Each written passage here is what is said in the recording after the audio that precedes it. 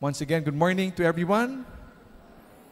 Maligayang dakilang kapistahan ng kamahal-mahalang puso ni Jesus. Finally, after 9 days of our novena prayers, we come to this day to celebrate God's love for us.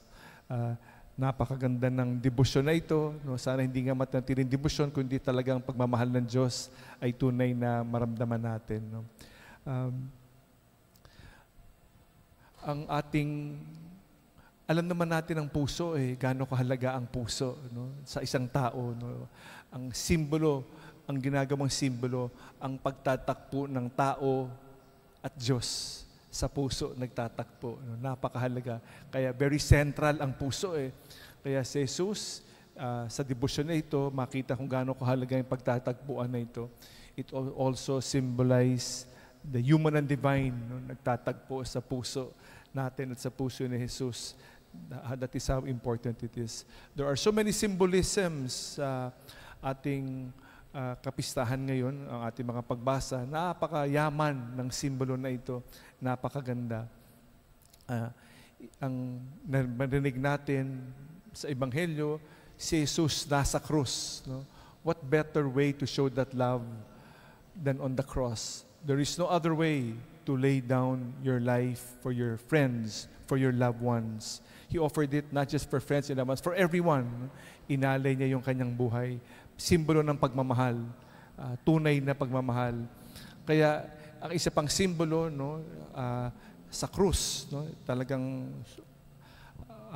sobrang pagmamahal hanggang sa kahuli-hulihan, hanggang sa huling patak ng dugo. That is how important it is to show His love for us. Nung siya'y narinig natin sa Ebanghelyo, hindi na kailangan baliin yung buto niya kasi patay na siya, sinibat na lang siya. At nung sinibat siya kay Jesus, makikita niyo yung sugat na sa kanyang tagaliran. Nung sinibat siya, tumagos sa puso yung spear, no? Tumagos sa puso. At nung tumama sa puso, ang lumabas ay dugo at tubig. No? Ano yung ibig sabihin nun? Hindi lang dugo, kung hindi, wala nang ibibigay pa, wala na, sagad-sagad. Kaya ang lumabas, tubig na, to show us talagang piniga ng Diyos ang kanyang pagmamahal sa atin. Sobrang pagmamahal, hanggang sa huling patak, wala nang ipapatak, dugo, tubig na ang lumabas. Kaya ganyong katindi ang pagmamahal ng Diyos. Talagang pinaga para sa atin. At sa sugat na to, nabuo yung simbahan. Kaya sa sugat na ito, yung dalawang sakramento, ang tubig, nagsisimbolo ng binyag, at ang dugo, nagsisimbolo ng kanyang katawan dugo na tinatanggap natin sa banal na komunyon. No? Napaka-ganda. Kaya itong debosyon na ito ng kamalmahalang puso ni Jesus at yung ating pagbasa ay nasa krus. Yun na ibig sabihin na magmahal. Ang magmahal ay nasa krus. Ang gusto natin kasi yung pagmamahal na walang cross. A crossless love. A crossless Christ. Kaya hindi po pwede. No? Hindi po pwede yung cross, suot natin ng cross o meron tayong cross na walang Kristo. Wala rin din mo pwedeng Kristo lang na walang cross. Kaya napakaganda ng cross.